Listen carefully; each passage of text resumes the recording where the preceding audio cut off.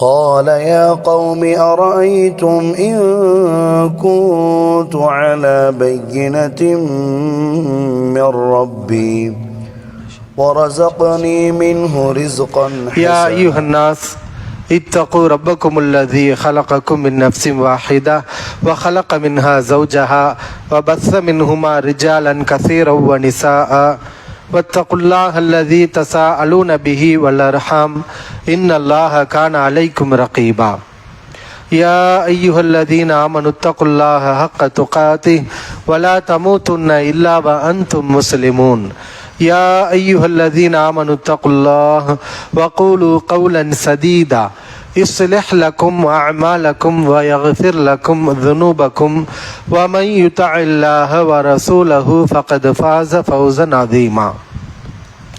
பேரன்பிற்கும் பெருமதிப்பிற்கும் உரிய எல்லாம் வல்ல அல்லாஹு ஜல்ல ஷானஹு தஆலாவின் நல்லடியார்களே, வல்ல ரஹ்மானின் வற்றா பெருங்கருணையும் கிருபையும் நம் உயிரிலும் மேலான இறை தூதர் முஹம்மது நபி ஸல்லல்லாஹு அலைஹி வஸல்லம் அவர்கள் மீதும் அவர்களுடைய குடும்பத்தார்கள், தோழர்கள் மற்றும் அல்லாஹ்வை நம்பிக்கை கொண்ட நம் அனைவர்கள் மீதும் என்றென்றும் நின்று நிலவட்டுமாக.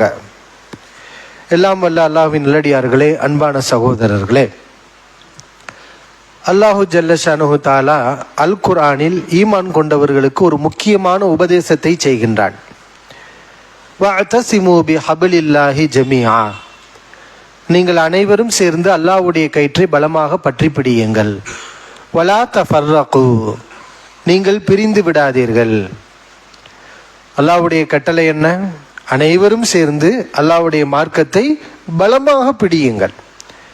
வலா தஃபர்ரகு, நீங்கள் பிரிந்து விடாதீர்கள்.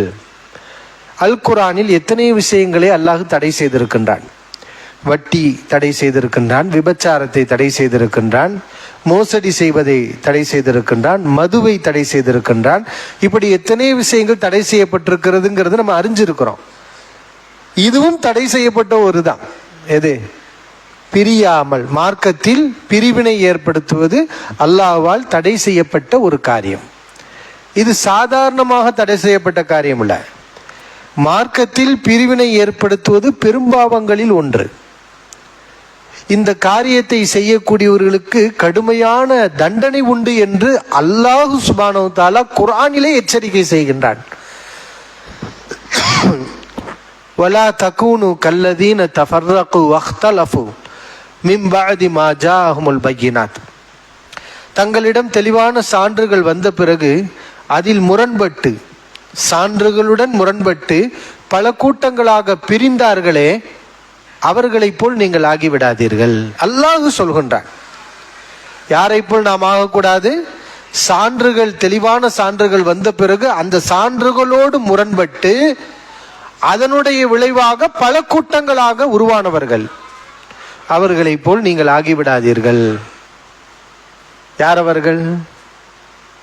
குர்ஆனுடைய விரிவுரைகள் மற்ற ஆயத்துக்களை எல்லாம் படித்தவர்களுக்கு நமக்கு தெரியும். பல இடங்கள்ல, ஒரு இடம் இல்ல, ரெண்டு இடம் இல்ல, அல் குர்ஆன்ல பல இடங்கள்ல இந்த சாரார அல்லாஹ் இப்படியே சொல்லி காட்டுறான். ஆதாரங்களுடன் முரண்பட்டு பல பிரிவுகளாக பிரிந்தார்கள். ஒரு பிரிவாக இருந்தவர்கள் பல பிரிவுகளாக மாறினார்கள். ஒரே சமூகமாக ஒரு நபியால் பண்படுத்தப்பட்டு உருவாக்கப்பட்டவர்கள் சிறிது காலத்தில் நபி சென்ற பிறகு, நபிமார்கள் போன பிறகு அவர்களுக்குள் கருத்து முரண்பாடுகளை உருவாக்கி ஆதாரங்களோடு மோதி முரண்பட்டு பல கூட்டங்களாக உருவாகிவிட்டார்கள். யார் அவர்கள்? நமக்கு முன்னால் வேதம் வழங்கப்பட்டு நபிமார்கள் அனுப்பப்பட்டு நபி இருக்கிற வரைக்கும் ஒன்னா இருந்து அதுக்கப்புறம் பல கூட்டங்களாக, நீ மார்க்கத்தில் இல்லை, நான் மார்க்கத்தில் இல்லை, நீ உண்மையான முஸ்லிம் இல்லை, நீ உண்மையான கிறிஸ்தவர் இல்லை, நீ உண்மையான யஹூதி இல்லை, இப்படி சொல்லி பல பிரிவுகளாக உருவானவர்கள் யார்? யாரு? யஹூதிகள், நசராக்கள். அவர்களைப் போல் நீங்கள் ஆகிவிடாதீர்கள். அல்லாஹ் நமக்கு சொல்லி காட்டுறான். அவர்களைப் போல் நீங்கள் ஆகிவிடாதீர்கள். வஉலாயிக லஹும் அஸாபுன் அதீம், இந்த வேலையை யார் செய்வார்களோ அவர்களுக்கு கடுமையான மகத்தான தண்டனை, பெரிய தண்டனை இருக்குது, சின்ன தண்டனை இல்லை. இது என்னமோ இவ்வளவு பெரிய காரியத்தை இன்னைக்கு செஞ்சுட்டு ஷிர்க்குன்னு சொல்லி அல்லாஹ்ட்ட நம்ம தப்பிச்சிடலான்னு பேசுறாங்க. நீங்க செய்யற வேலை எவ்வளவு பெரிய வேலை. அல்லாஹ் என்ன எச்சரிக்கைப்பட, பெரும்பாவங்கிறான். இந்த வேலையை செஞ்சீங்கன்னா உங்களுக்கு மகத்தான தண்டனை, பெரிய தண்டனை இருக்கிறது, மிகப்பெரிய தண்டனை, சாதாரண தண்டனை அல்ல. ஏன்னா இது அல்லாஹ்வுடைய தீனுக்கு செய்யற மோசடி, அல்லாஹ்வுடைய மார்க்கத்தை பலவீனப்படுத்துறது, அல்லாஹ்வுடைய மார்க்கத்தை பலவீனப்படுத்துறது, மூமீன்களை செதறடிக்கிறது. இது அல்லாஹ்வுடைய பார்வையில பெரும்பாவம். எல்லா நபிமார்களுக்கும் அல்லாஹ் சொன்னது என்ன? ஷரஅலக்கும் மினத் தீனி மா வஸ்ஸா பிஹி நூஹன், நபியே நூஹுக்கு நாம் கூறியது, வல்லதி அவ்ஹைனா இலைக்க, உமக்கும் நாம் வஹியாக அறிவிக்கக்கூடிய விஷயம், வமா வஸ்ஸைனா பிஹி இப்ராஹீம வ மூஸா வ ஈசா, இப்ராஹிம் நபி, மூசா அலைஹிஸ்ஸலாம், ஈசா அலைஹிஸ்ஸலாம் எல்லா நபிமார்களுக்கும் நாம் சொன்ன ஒரு வலியுறுத்திய கட்டளை என்ன? அன் அகீமுத்தீன், தீனை நிலைநாட்டுங்கள், வலா ததஃபர்ரகு ஃபீஹி, அதில் பிரிந்து விடாதீர்கள். அப்ப இவ்வளவு பெரிய பெரும்பாவத்தை இன்றைக்கு சமூகத்திலே குர்ஆன் ஹதீஸ் கடைபிடிக்கிறோம் என்று சொல்லிக் கொள்ளக்கூடிய, தௌஹீதை நாங்கள் சொல்கிறோம் என்று சொல்லக்கூடிய, பிதஅத்தை எதிர்க்கின்றோம், ஷிர்க்கை எதிர்க்கின்றோம் என்று சொல்லக்கூடிய ஒரு சாரார் இவ்வளவு பெரிய பெரும்பாவத்தை தெரியாம செய்றாங்க. நல்லெண்ணம் வைப்போம், தெரிஞ்சு செய்றாங்கன்னு சொல்ல வேண்டாம், தெரியாம அவங்க செய்றாங்க. ஆனா அவங்க செய்யறது பெரும்பாவம் தான். இத்தனை ஆயத்துகள் அல்லாஹ் கண்டிச்ச யூதர்கள் செய்யக்கூடிய வேலை, நஸ்ராக்கள் செய்யக்கூடிய வேலை.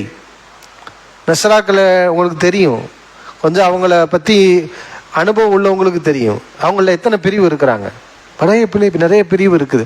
ஒரு பிரிவு இன்னொரு பிரிவை ஏத்துக்கிறாரு, அவங்களுக்குள்ள சம்பந்தம் பண்ணி இப்படிலாம் இருக்கிறத நம்ம பார்க்குறோம். இது எதனால வந்துச்சு? அவங்களுக்கு ஒரு நபி தானே வந்தாங்க, ஈசா அலைஹிஸ்ஸலாம் தானே வந்தாங்க.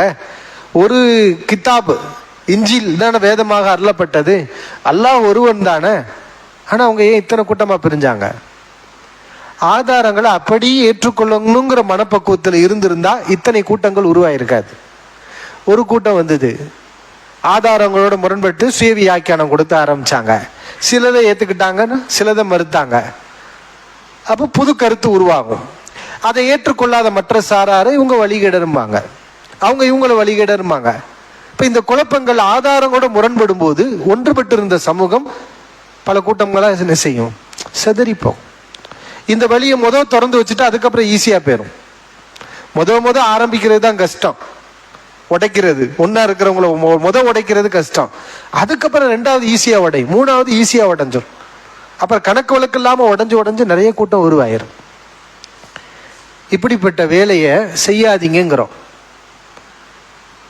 ஏன்னா அவங்களுக்கு நமக்கும் பெரிய வேறுபாடுகள்லாம் கிடையாது. அவங்களும் தர்காவை எதிர்க்கிறாங்க, நம்மளும் தர்காவை எதிர்க்கிறோம்.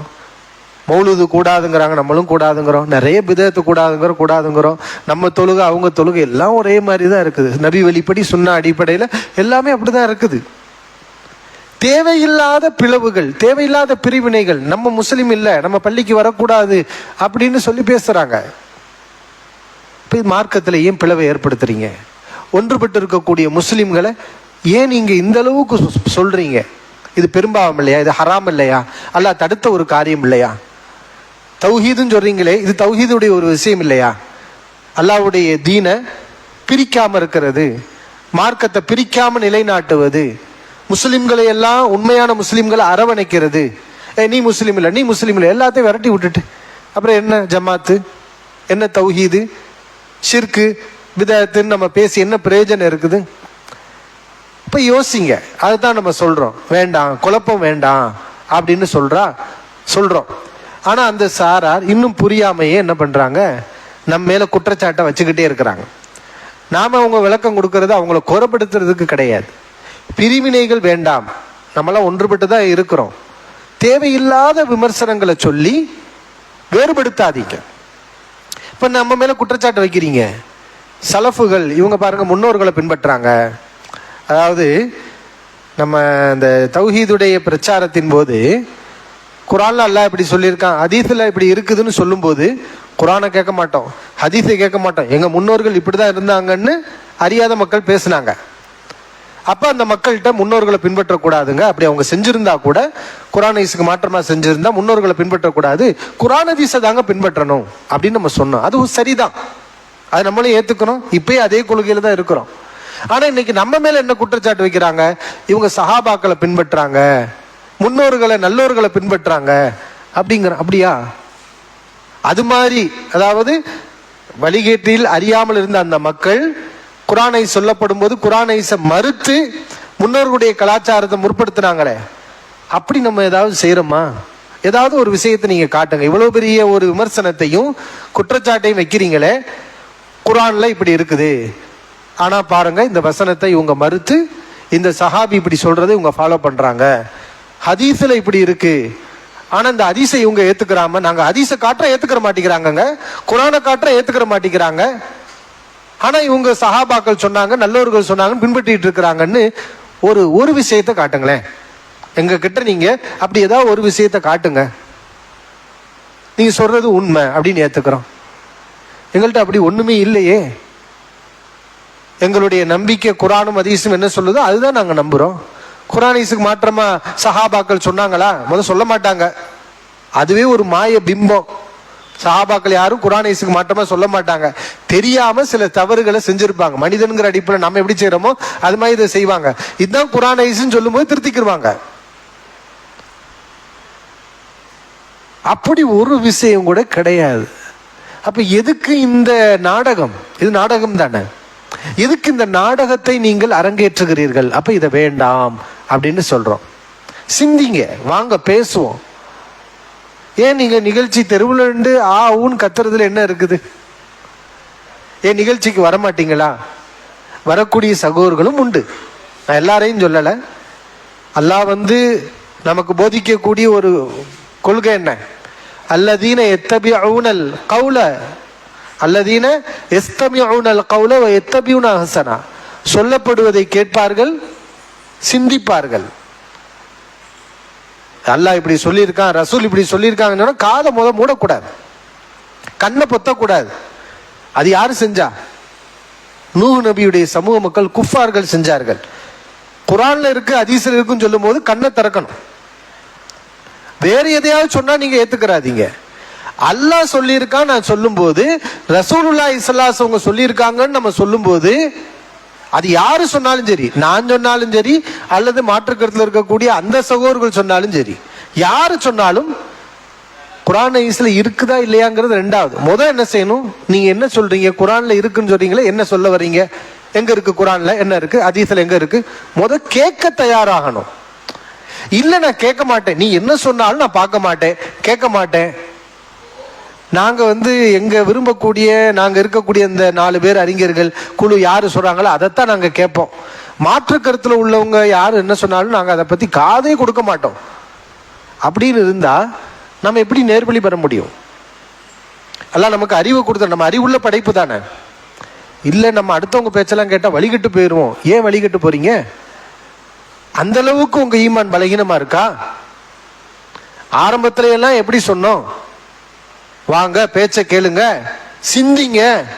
அப்படி சிந்திச்சு சிந்திச்சு தானே தர்கா வழிபாட்டிலையும் ஷிர்க்ல இருந்த மக்கள்லாம் மீண்டு வந்தாங்க.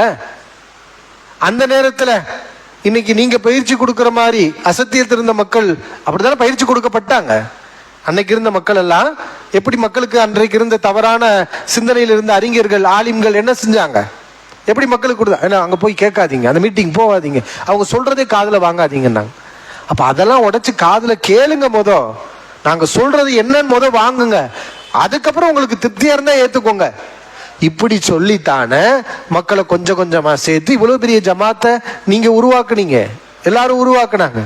ஆனா இன்னைக்கு என்ன ட்ரெண்டு? இல்ல அங்க போகாதீங்க, அவங்க பேச்ச கேட்காதீங்க, கேள்வி பதில் நிகழ்ச்சி வைக்கிறோம், கேட்க வேண்டியதானே? உங்க விஷயத்தை தான் பேசுறோம். நீங்க எதை எங்க மேல குற்றச்சாட்டை வைக்கிறீங்களோ அதுக்கு தான் இந்த நிகழ்ச்சி ஏற்பாடு செய்யப்பட்டிருக்கு.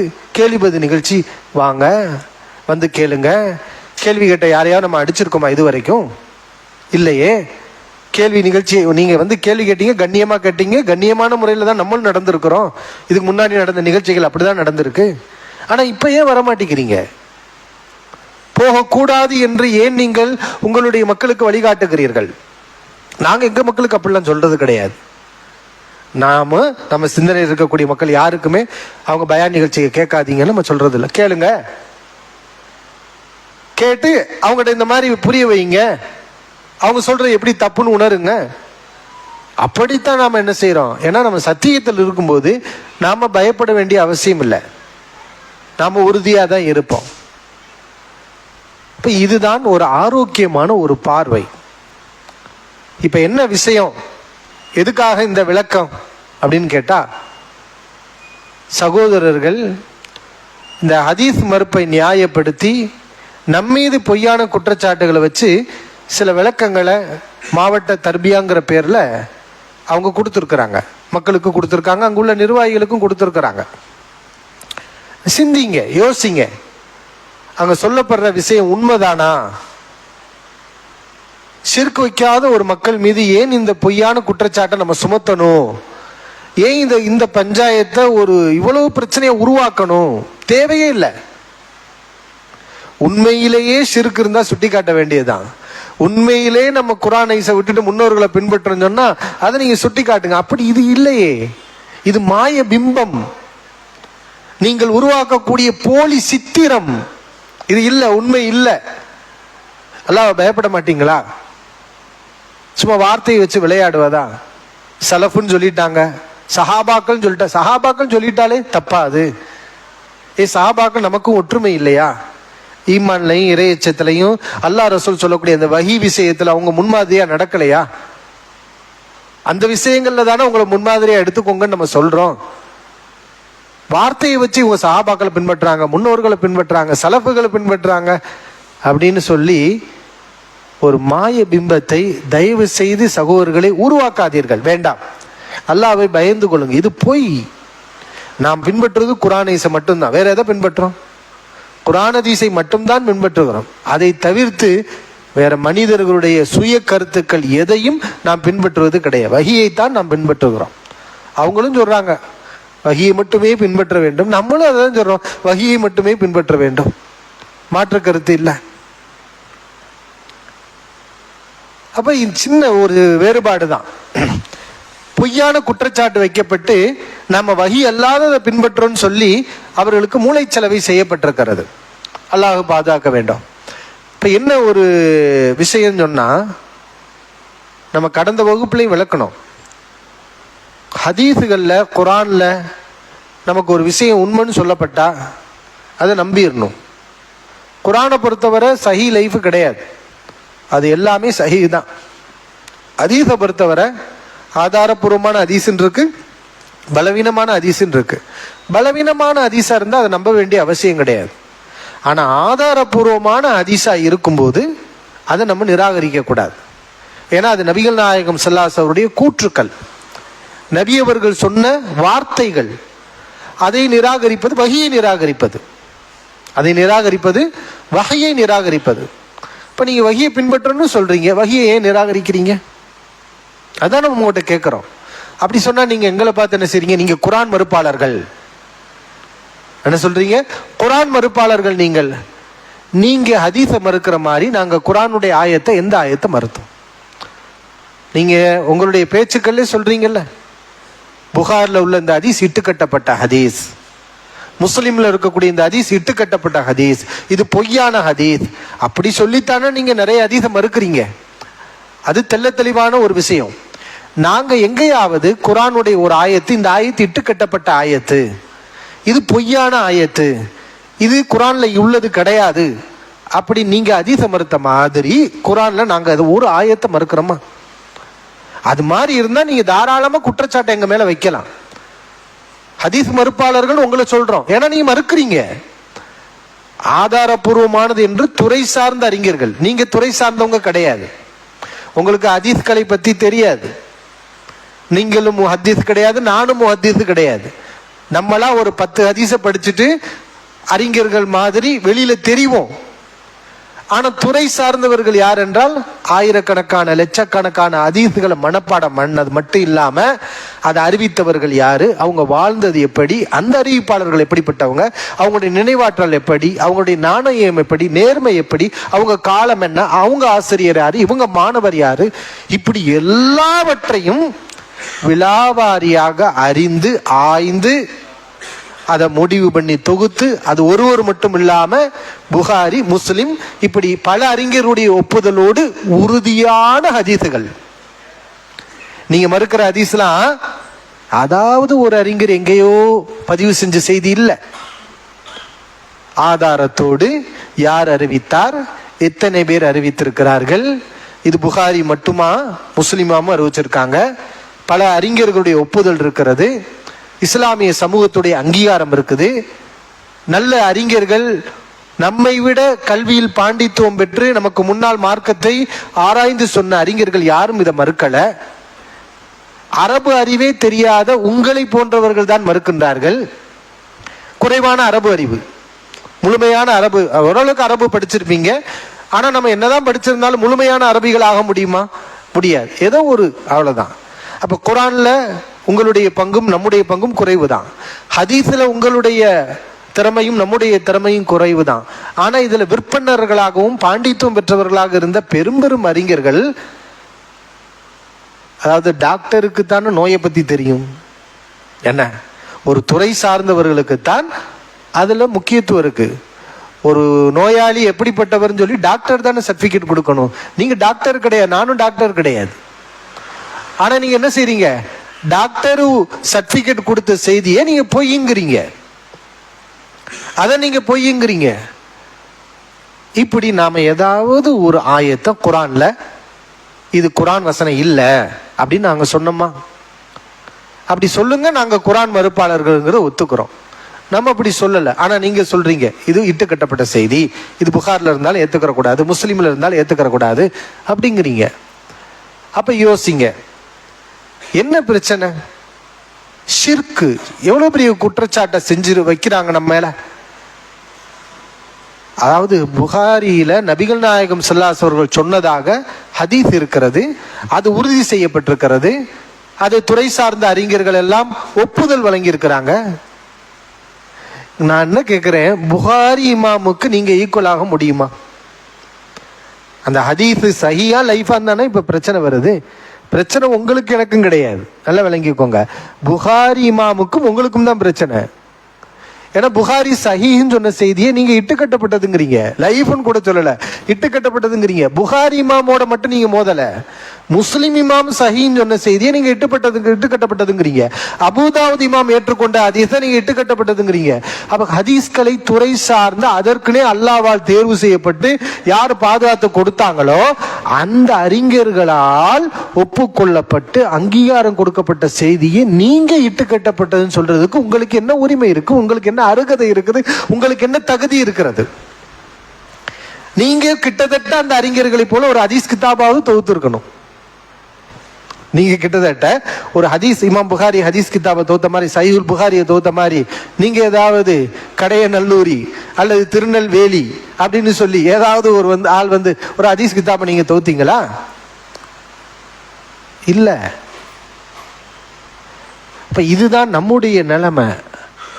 இப்படி இருந்துகிட்டு ஹதீஸை நம்பக்கூடிய மக்களை நீங்க முஷ்ரிக்னு எப்படி சொல்லலாம்? இதான் நம்ம கேள்வி கேட்கிறோம்.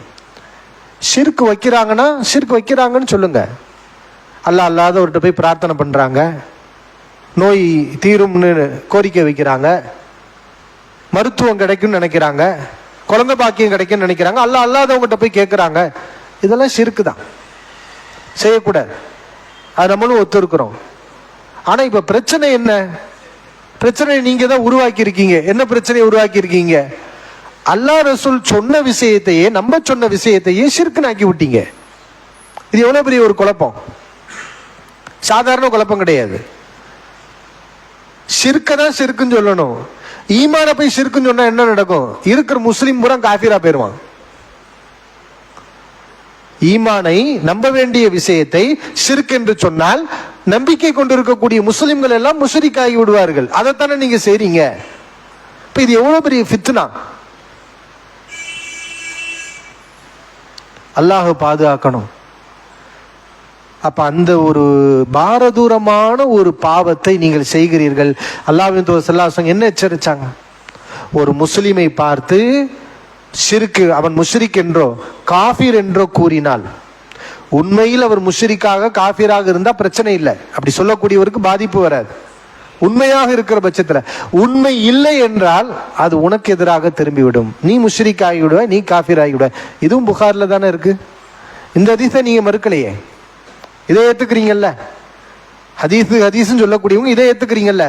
அப்ப எந்த துணிச்சலில் ஹதீஸை நம்பக்கூடிய மக்களை பார்த்து முஷ்ரிக்குன்னு நீங்க சொல்றீங்க. ஹதீஸை ஷிர்க் என்று எப்படி சொல்றீங்க? ஹதீஸ நபிமொழிகளை ஷிர்க் என்று உங்களுக்கு நபிமொழின்னு தெரியாதுன்னா நபிமொழி இல்லைன்னு ஆயிருமா? ஒமா ஊத்தீத்து மினல் அல்மி இல்லா கலீலா, உங்களுக்கு குறைவாக தான் அறிவு வழங்கப்பட்டிருக்கு. அல்லாஹ் சொல்லி காட்டுறான், நம்ம குறைவான அறிவு உள்ளவர்கள். எப்படி உங்களுக்கு ஒரு பயம் வர வேண்டாமா? நம்ம குறைமதியால இந்த ஆதாரங்களுடன் வந்த தெளிவான சான்றுகளுடன் சாட்சிகளுடன் நிரூபணமான ஒரு செய்தியை நம்ம ஷிர்க்குன்னு சொல்றோமே, இதை ஷிர்க்குன்னு சொன்னா என்ன விளைவு ஏற்படும்? நபியவருடைய கூற்றாக வந்திருக்கிறது, அது உறுதி செய்யப்பட்டிருக்கிறது, துறை சார்ந்த அறிஞர்களால் ஒப்புதல் கொடுக்கப்பட்டிருக்கு. இப்படிப்பட்ட செய்தியை நம்ம ஷிர்க்குன்னு சொன்னா யாரை நம்ம ஷிர்க் வச்சாங்கன்னு முதல் சொல்றோம். நஊது பில்லா, யாரை ஷிர்க் வச்சாங்கன்னு நம்ம குற்றம் சாட்டுவோம்.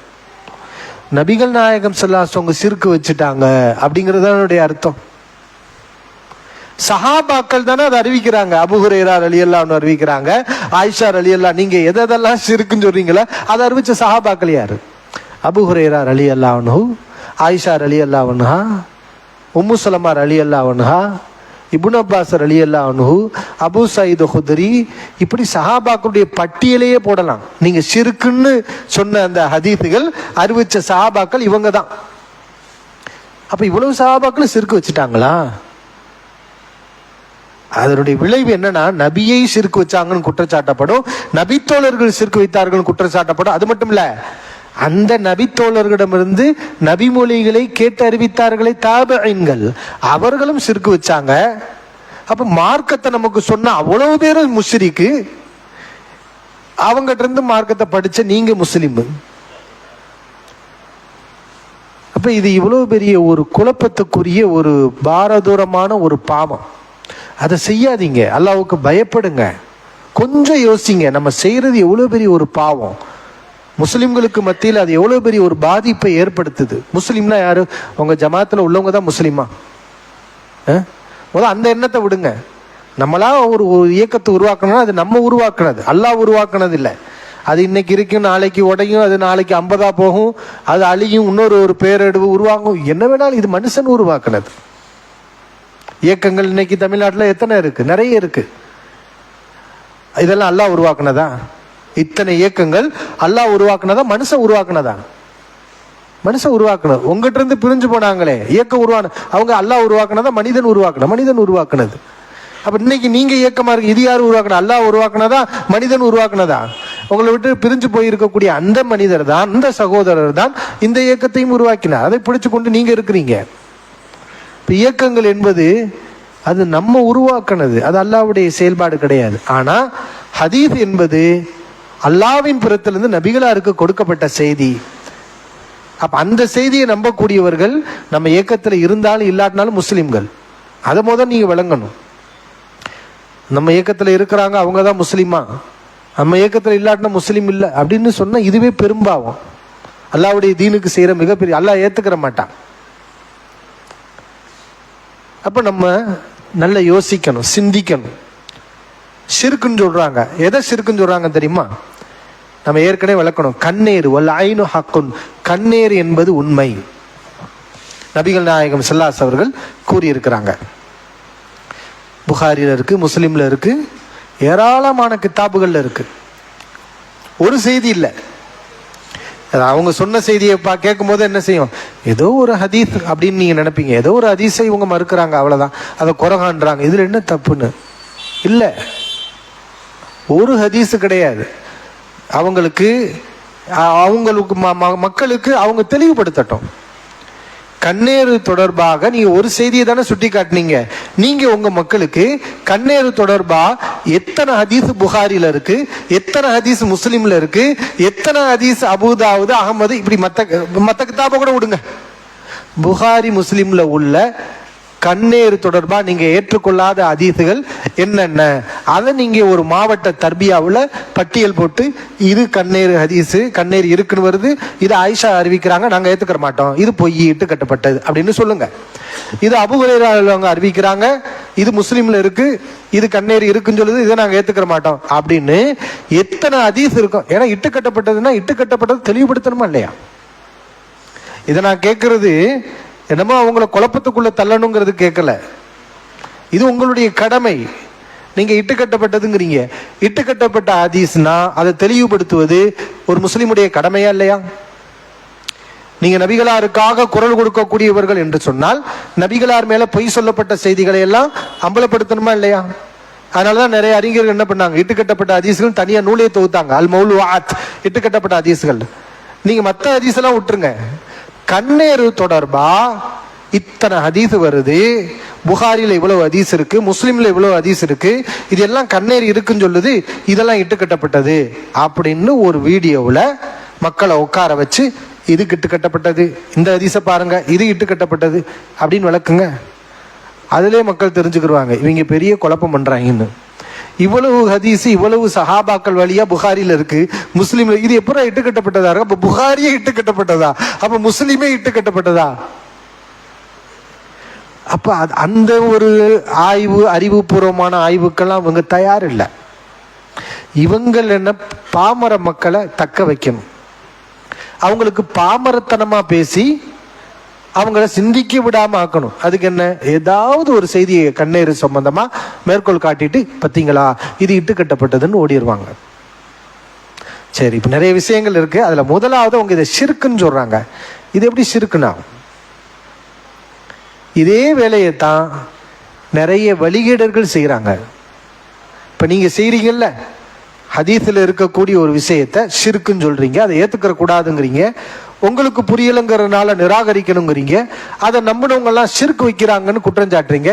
இதே வேலையை தான் காதியானிகள் செய்யறாங்க. அதுக்கு இதுக்கு என்ன வித்தியாசம் இருக்கு? காதியானிகள் தஜ்ஜாலுடைய ஹதீஸ் இருக்குல்ல, தஜ்ஜால் என்ற ஒரு குழப்பவாதி பிற்காலத்தில் வருவான். அவன் அமானுஷ்யமான, நம்முடைய இயல்புக்கு புரிஞ்சு கொள்ள முடியாத சில அற்புதங்களை போன்ற காரியங்களை எல்லாம் செய்வான். புதையலை வெளிப்படுத்தும், கட்டளை விடுவான், பூமி புதையலை வெளிப்படுத்தும். அவனிடத்தில் நதி ஒரு அவன் கைவசம் நதி இருக்கும், மலையளவுக்கு ரொட்டி துண்டுகள் இருக்கும், ஒரு இறந்த மனிதனை உயிர்ப்பிப்பான். இவ்வளவு பெரிய விஷயங்கள்லாம் செய்வான். யாரு? தஜ்ஜால். இது எல்லாமே புகாரில இருக்கு, முஸ்லிம்ல இருக்கு. ஆனா இந்த சகோதரர்கள், இந்த டிஎன்டிஜே சகோதரர்கள் இந்த ஹதீஸை மறுக்கல. ஆனா இதை யார் மறுக்கிறா? காதியானிகள் மறுக்கிறாங்க. எதை சொல்லி மறுக்கிறாங்க தெரியுமா? கண்ணேறு ஹதீஸை இவங்க எதை சொல்லி மறுக்கிறாங்களோ அதை சொல்லித்தான் காதியானிகள் இந்த ஹதீஸை மறுக்கிறாங்க. தஜ்ஜாலுடைய ஹதீஸை என்ன ஷிர்கா? தஜ்ஜாலுடைய ஹதீஸை நம்பினால் ஷிர்கு. ஏன் ஷிர்கு? அவன் சொல்றான், ஆமா இறந்தவங்களை உயிர்ப்பிக்கிறது யார்? அல்லாஹ்வுடைய தன்மை தானே, அதை எப்படி தஜ்ஜால் செய்வான்? தஜ்ஜால் ஒரு கெட்டவன், அவன் ஒரு காஃபிர். அவன் எப்படி இறந்து போன மனிதனை உயிர்ப்பிப்பான்? அவன் கட்டளை இட்டால் பூமி புதையலை எப்படி வெளிப்படுத்தும்? அப்ப இதெல்லாம் மனிதனுக்கு உண்டா? நம்மளால செய்ய முடியுமா? இந்த பூமிக்கு கட்டளை போட்டா புதையல் வருமா? ஒரு இறந்து போன மனுஷனை உயிர்ப்பிக்க முடியுமா நம்மளால? அவன் இந்த அற்புதங்களை எல்லாம் செய்வான்னு வருதே. அப்ப இது அல்லாஹ்வுடைய சக்தி இல்லையா? அல்லாஹ்வுடைய சக்தி போயும் போய் ஒரு தஜ்ஜாலுக்கு இருக்கு நம்புறீங்க, அப்ப ஷிர்க் இல்லையா அது? நீங்க கேட்ட கேள்வியை தான் தஜ்ஜாலுடைய ஹதீஸ்ல அவன் அப்ளை பண்றான். அப்ப அவனோட போய் சேர்ந்துக்கலாமா? நீங்க நம்ம போய் சேர்ந்துக்கலாமா? இப்ப இது சரியா? நம்ம என்ன செய்வோம்? அட குழப்பவாதி, இது நபி மொழிடா, ரசூலுல்லாஹி ஸல்லல்லாஹு அலைஹி அவர்கள் சொன்னதா ஆதாரப்பூர்வமா வந்திருக்கு, இது ஷிர்க் இல்ல, இது சோதனைக்காக அல்லாஹ் கொடுக்கிற விஷயம், இதை புரியறதுன்னு முறை ஒண்ணு இருக்கு, அந்த முறைப்படி தான்ப்பா இதை புரியணும். எவ்வளவு பெரிய ஒரு ஃபித்னாவை நீ செய்யற, நீ நபிமொழியை நம்புறத ஷிர்க்குங்கிற, நபிமொழியை ஷிர்க்குங்கிற. அப்பனா இதை சொன்ன ரசூலுல்லாஹி ஸல்லல்லாஹு அலைஹி வஸல்லம் ஷிர்க் சொல்லியிருக்காங்க, சஹாபாக்கள் சொல்லியிருக்காங்க, இதை நம்பின இமாம்கள்லாம் ஷிர்க்ல இருந்திருக்கிறாங்க. இதை நம்புற இவ்வளவு முஸ்லிம்களும் முஷ்ரிக்கு எவ்வளவு பெரிய ஃபித்னா. இதே வேலையைத்தானே செய்யறாங்க. அப்ப நீங்க என்னென்னலாம் சொல்றீங்க அதெல்லாம் அவனும் சொல்லுவானே, அப்ப அது ஏற்புடையதான். நீங்க சொல்றீங்கல்ல அல்லாட்ட போய் நம்ம தப்பிச்சுக்கலாம், எப்படி யோசிக்கிறாங்க பாருங்க. அந்த சகோதரர் சொல்றாரு, அல்லாஹ் மறுமையில இந்த கண்ணேறு ஹதீஸை நீ ஏன் ஏத்துக்கிறல, சூனியம் தொடர்பாக வரக்கூடிய நபி மொழிகளை எல்லாம் நீ ஏன் ஏத்துக்கிறல அப்படின்னு கேட்டா, யா அல்லாஹ் எனக்கு இது ஷிர்க் மாதிரி தெரிஞ்சிச்சு, அதனால நான் இதை ஏத்துக்கிறாம விட்டுட்டேன்னு சொன்னா அல்லாஹ் என்ன தீர்ப்பு சொல்லுவான் அப்படின்னு இவரா ஒரு தீர்ப்பு சொல்றாரு. அல்லாஹ் என்ன தீர்ப்பு சொல்வான்னு நமக்கு எப்படி தெரியும்? அது அல்லாஹ்வுடைய இல்முல் கைப்ல உள்ள விஷயம். ஆனா இவரே என்ன செய்யறார், அல்லாஹ் எப்படி தீர்ப்பு சொல்லுவான் அப்படின்ட்டு பேசுறார். அது அல்லாஹ் அறிஞ்ச விஷயம். இப்ப இதே மாதிரி தானே அவனும் சொல்லுவான். காதியானி சொல்லுவான்ல, இந்த தஜ்ஜாலுடைய ஹதீஸ் எனக்கு பார்க்க ஷிர்கா தெரியுது, இதை நம்புனீங்கன்னா, ஒரு பேச்சுக்கு ஷிர்கா இருந்து இதை நம்பிட்டீங்கன்னா நிரந்தர நரகத்துக்கு போயிருவீங்க. ஒரு பேச்சுக்கு இது ஷிர்க் இல்லைன்னு சொன்னா கூட அல்லாஹ் கொஞ்ச காலம் உங்களை தண்டிச்சுட்டு விட்டுருவானா இல்லையா? அப்ப எது பெஸ்ட்? தஜ்ஜாலுடைய ஹதீஸை நம்பி நிரந்தர நரகத்துக்கு போறது பெஸ்டா, அல்லது தஜ்ஜாலுடைய ஹதீஸை மறுத்து கொஞ்ச காலம் நரகத்தில் இருந்துட்டு போறது பெஸ்டா? ரெண்டுல எதுங்க பெஸ்ட்? தஜ்ஜாலுடைய ஹதீஸை நம்பி கொஞ்ச காலம் நரகத்தில் இருந்துட்டு போயிடலாம், அல்லது அல்லாஹ் நான்னா மன்னிச்சு கூட விடலாம். அல்லாஹ் இப்படித்தானே தீர்ப்பு தருவான். நீங்க கண்ணேறு ஹதீஸ்ல இப்படி யோசிச்சீங்களே, சிகருடைய ஹதீஸ்ல இப்படி யோசிச்சு நீங்க மக்களுக்கு, அப்பாவி மக்களுக்கு தவறான வழியை காட்டுறீங்களே, இதே மாதிரி தஜ்ஜாலுடைய ஹதீஸ்ல காதியானி கேட்டா நீங்க என்ன பதில் சொல்லுவீங்க? அப்ப நம்ம என்ன சொல்லுவோம்? எதுக்குடா இந்த ஆய்வை பண்றீங்க? அல்லாஹும் அல்லாஹ்வுடைய ரசூல் சொன்னா நம்பிட்டு போறதை விட்டுட்டு ரசூல் ஸல்லல்லாஹு அவர்கள் சொன்னதையே ஷிர்கா இருந்தால் அல்லாஹ் என்ன சொல்ல? எதுக்கு இந்த ஆய்வு? நபி சொன்னதுல உனக்கு எதுக்கு ஷிர்க் ஆய்வு? நீங்க நபி சொன்னது இல்லைன்னு சொன்னா நாங்க நம்பிடணுமா? முடியாது. அது நபிகளாக ஸல்லல்லாஹு அவர்கள் சொன்னதுதான். 1000 பேர் இது ஹதீஸ் இல்லை என்று சொன்னாலும் அதை ஏத்துக்கிற முடியாது. நபிமொழி தான். அப்ப ஷிர்க்னு சொல்றாங்க. அதுக்கு அவங்க ஒரு விதிகளை எல்லாம் உருவாக்குறாங்க. அதாவது ஒருவர் இன்னொருவருக்கு பாதிப்பை ஏற்படுத்த வேண்டும் என்று சொன்னால் எப்படி பாதிப்பை ஏற்படுத்த முடியும்? அவங்க சொல்லக்கூடிய விளக்கம், உங்களுக்கு இப்போ வயிற்று வலினா வயிற்றுல குத்தணும் அல்லது ஏறி மிதிக்கணும். நான் இங்க இருந்துக்கிட்டு இப்படின்னு செஞ்சா உங்களுக்கு வயிறு வலி வந்துருமா அப்படின்னு கேட்கறாரு. வராது. அப்படி வயிறு வலி வரும்னு குர்ஆனும் சொல்லல, ஹதீஸும் சொல்லல, நாங்களும் சொல்லல. ஒரு கல்லால மண்டையை தான் உடைக்க முடியும். ஒரு கல்லை வச்சு வேற என்ன செய்ய முடியும்? ஆமா, அதெல்லாம் சரி, அதுவும் குர்ஆனும் சொல்லுது, ஹதீஸ் சொல்லுது, ஓகே, அதெல்லாம் நம்ம ஏத்துக்கிறோம். இப்ப கண்ணீரு, ஒரு மனிதன் இன்னொரு மனிதனை பார்த்து பொறாமைப்படுவது, இது எப்படி ஒரு மனிதன் இன்னொரு மனிதனுக்கு பாதிப்பை ஏற்படுத்த முடியும் அப்படின்ட்டு கேட்குறாங்க. இப்போ பாம்பு கொத்துறத ஏற்றுக்கிறாங்க, கத்தியால் குத்துனா வலிக்குங்கிறத ஏற்றுக்கிறாங்க. ஆனால் ஹதீஸில் நபிகள் நாயகம் ஸல்லல்லாஹு அலைஹி அவர்கள் சொன்னதாக உறுதி செய்யப்பட்ட செய்தியை ஏற்றுக்கிற மாட்டேங்கிறாங்க. ஏன்னா அதை செஞ்சு காட்டுன்னு கேட்குறாங்க. அது என்ன கேட்குறாங்க? நீங்கள் செஞ்சு காட்டுங்க அப்படின்னு கேட்குறாங்க. நடைமுறையில் செஞ்சு காட்ட முடியுமா? கத்தியால் உங்களால் குத்த முடியும், பாதிப்பை நான் ஏற்படுத்த முடியும், கம்பை அடித்தா உங்களுக்கு வலிக்கும், இந்த பாதிப்புலாம் உங்களுக்கு தெரியுது, அதனால இந்த பாதிப்பு உண்மை. ஆனா கண்ணீர் பாதிப்புங்கிறத எனக்கு பொறாமப்பட்டு செஞ்சு காட்டுங்க, அது நடைமுறைப்படுத்த முடியுமா? அது சாதனங்கள் எதுவும் இல்லாம, தொடர்பு இல்லாம அது வருதே. இப்படி எல்லாம் கேள்விகள் தான். கேள்வி கேட்கறது பெரிய விஷயமா சொல்லுங்க? கேள்வி கேட்கறது பெரிய விஷயம் இல்லை. அல்லாஹ் குர்ஆன்ல சொல்றான், அம் துரீதுன அன் தஸ்அலு ரசூலக்கும் கமா சுஇல மூசா மின் கபுல். இதற்கு முன்னால் மூசா நபியிடத்தில் இஸ்ரவேலர்கள் எப்படி கேள்வி கேட்டார்களோ அதுபோன்று நீங்கள் கேள்வி கேட்க நினைக்கின்றீர்களா? யூதர்கள் கேள்வி கேட்டு அழிஞ்சு போனாங்க. அல்லாஹ் குர்ஆன்ல சொல்லி காட்டுறான். நபிகள் நாயகம் ஸல்லல்லாஹு அலைஹி வஸல்லம் என்ன சொன்னாங்க? இன்னமா ஹலக மன்கான கபுலக்கும் பி கஸரத்தி சுவாலிஹிம் வக்திலாஃபுஹும் அலா அன்பியாயிஹிம். உங்களுக்கு முன்னுள்ளவர்கள் அழிந்து நாசமானதெல்லாம் நபிமார்களோடு முரண்பட்டு மோதி அவர்கள் முரண்பட்டு அழிந்து நாசமானார்கள். அப்ப கேள்வி கேட்கறதுனா யூதன் கேட்காத கேள்வியெல்லாம் நீங்க கேட்கல, அது பெரிய விஷயமே கிடையாது. நம்ம என்ன யோசிக்கணும்? ஹதீஸில் இருக்குதுன்னா ஆமன்னா சல்லம்னா அவ்வளவுதான். அது உறுதியான நபிமொழி, சஹீஹான ஹதீஸ்.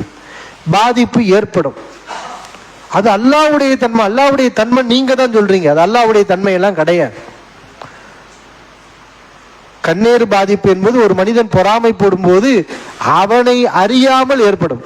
அவனை அறிந்தோ அறியாமலோ அவனுக்கே தெரியாது, பொறாமைப்படுவான், அந்த பாதிப்பு ஏற்படும். எப்படி ஏற்படும் என்பது யாருக்கும் தெரியாது. ஹதீஸ்கள்ல நம்முடைய அறிவுக்கு அப்பாற்பட்ட ஒரு சில விஷயங்கள் சொல்லப்பட்டா நம்ம நம்பித்தானே ஆகணும். நாத்திகர்கள் மாதிரி அறிவுபூர்வமா, அது அறிவுபூர்வம் கிடையாது, ஆனா அவன் சொல்லுவான் நான் அறிவுபூர்வமா பேசுறேன். அப்படி பார்த்தா மலக்குமார்களை நம்ப முடியாது, ஜின்களை நம்ப முடியாது. குர்ஆன்ல வந்து நிறைய விஷயங்கள் நம்ப முடியாது, நிறைய விஷயங்களை காதியானிகள் மறுக்கிறாங்க. குர்ஆனுடைய ஆயத்துக்கு விளக்கம் கொடுத்து மறுக்கிறாங்க. எப்படி தெரியுமா? யா நாரு கூனி பர்தம் சலாமன் அலா இப்ராஹிம், குர்ஆன்ல வருதுல, இப்ராஹிம் நபிக்கு அல்லாஹ் நெருப்பை எப்படி மாத்தி காட்டினான்? குளிர்ச்சியாக மாற்றி காட்டினான். நெருப்பு எப்படி குளிராக மாறும்? நெருப்புடைய தன்மை என்ன? இப்படி ஒருத்தவங்க கேள்வி கேட்டா நீங்க என்ன சொல்லுவீங்க? சொல்லுங்க. நெருப்புடைய தன்மை என்ன? பட்டா என்ன செய்யும்? சுடதானே செய்யும். ஆனா எப்படி இப்ராஹிம் நபிக்கு அது குளிரா மாறுச்சு?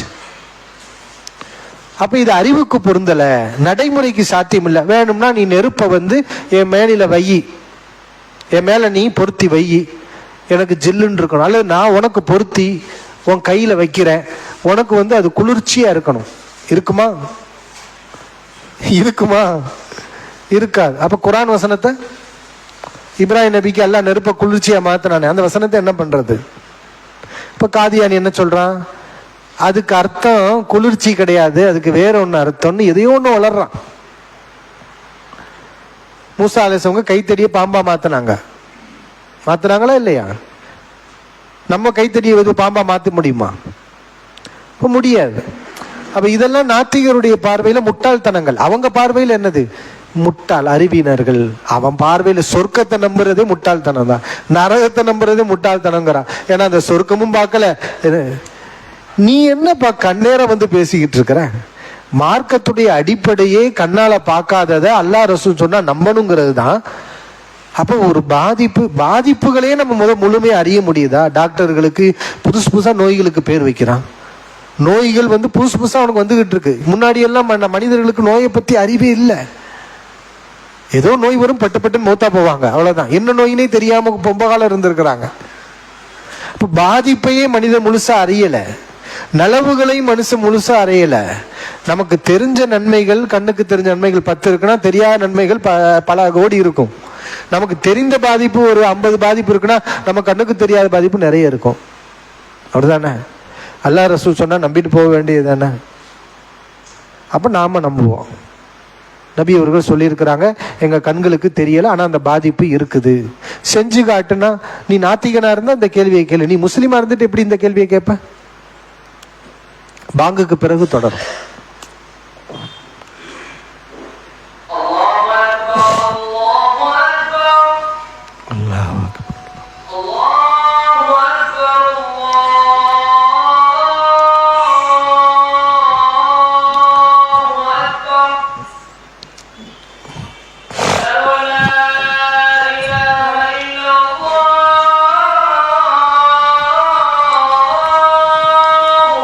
أشهد أن لا إله إلا الله.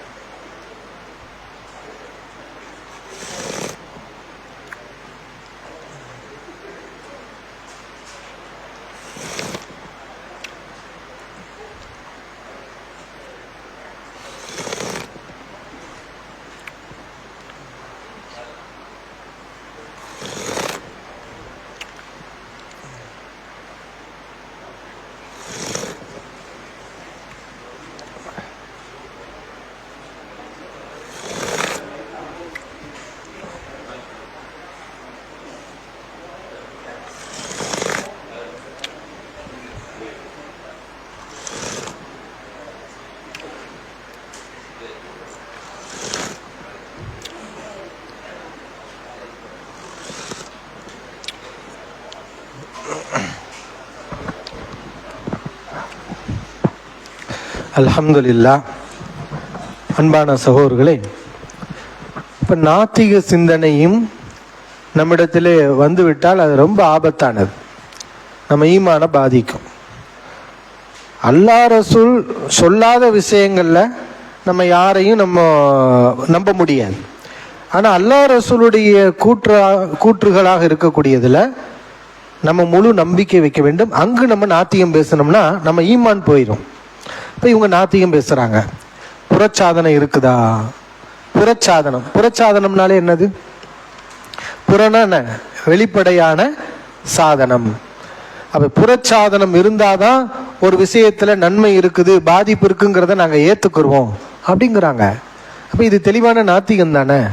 ஏன்னா மார்க்கத்தில் புறத்தை நம்புவது மட்டும் இல்லையே. மார்க்கம்ங்கிறது என்ன? அல்லதீன யுமினூன பில் கைப். இறை நம்பிக்கையாளர்களுடைய முதல் பண்பாக அல்லாஹ் என்ன சொல்லி காட்டுறான்? அவர்கள் கைபானதை நம்புவார்கள், புறத்தை அகத்தை நம்புவார்கள்ங்கிறான்ல. இப்ப நீங்க என்ன பேசுறீங்க? புறச்சாதனத்தை கொண்டு வா, கண்ணுக்கு தெரிகிற ஏதாவது தொடர்புகள் இருந்தா கொண்டு வா அப்படின்னு நபியுடைய சொல்லுக்கு எதிராக இந்த லாஜிக்கை நீங்க கேட்குறீங்க. அப்ப இது ஈமான் இல்லை. ஈமான் என்பது புறத்தை நம்புவது மட்டுமல்ல, புறத்தை எல்லாரும் நம்புவான். முஸ்லிம் மட்டுமல்ல, ஒரு முஸ்லிம் இல்லாதவன்ட்ட போய் கேட்டா கூட இந்த கத்தியால குத்துனா வலிக்குமா, ரத்தம் வருமானு கேட்டா ஆமான்னு தான் சொல்லுவான். அதை அவன் மாத்தி சொல்ல மாட்டான். இது ஈமான் கிடையாது. புறத்தை நம்புவது ஈமான் கிடையாது. அது இயல்பாக மனிதனிடத்தில் இருக்கக்கூடிய சிந்தனை, அது உண்மை. ஈமானாலே என்ன? அகத்தை நம்புவதுதான், கைபை நம்புவதுதான். அங்கதான் நம்முடைய ஈமான் உறுதி பெறும். எனக்கு அறிவுக்கு படலை, என்னுடைய கண்களுக்கு தெரியல, அல்லாஹ் ரசூல் சொல்றாங்க, நான் நம்புவேன், முடிஞ்சிருச்சு. நம்ம ஈமான் சேஃப்டி ஆயிரும். ஈமான் சேஃப்டி ஆயிரும். ஜின்கள் இருக்கிறாங்களா இல்லையா? சொல்லுங்க, இருக்கிறாங்க. நம்ம எங்க பார்த்துருக்கோமா? புறம்னு கத்துனா அது காலியா போயிரும். ஜின்களை நம்ப முடியாது, ஏன்னா அது புறம் கிடையாது, அது மறைமுகமான ஒரு விஷயம். அவர்கள் ஒரு உயிரினம், ஒரு படைப்பு. அந்த மிகப்பெரிய ஒரு படைப்பு என்னென்னமோ காரியங்களை செய்யுது. ஆனா அதை நம்ம என்ன செய்ய முடியல, பார்க்க முடியல, உணர முடியுதா? இல்ல. எதை வச்சுதான் நம்ம நம்பிக்கை இருக்குது? சொல்லுங்க, எதை வச்சுதான்? ஆனா ஒண்ணு சொல்லவா, முஸ்லிம் சமூகத்துல ஜின்களை மறுக்கக்கூடிய பிரிவும் இருக்குது. நான் சொல்றேன் இல்லையா, இவங்க சிகரம் மறுக்கிற மாதிரி, கண்ணேரம் மறுக்கிற மாதிரி, தஜ்ஜால காதியானி மறுக்கிறான்ல, ஜின்கள்ங்கிற ஒரு படைப்பு இல்ல, அதுக்கு வேறொரு விளக்கம் என்று சொல்லக்கூடிய சாராரும் தன்னை முஸ்லீம் என்று சொல்லிக்கொண்டு குரானை நம்புவதாக சொல்லிக்கொண்டு இருக்கிறாங்க. அப்ப அந்த கூட்டத்தில் போய் நம்ம சேர முடியுமா? அவங்கள நம்ம சரி காண முடியுமா? அப்ப வழி எல்லாம் ஒண்ணுதானே.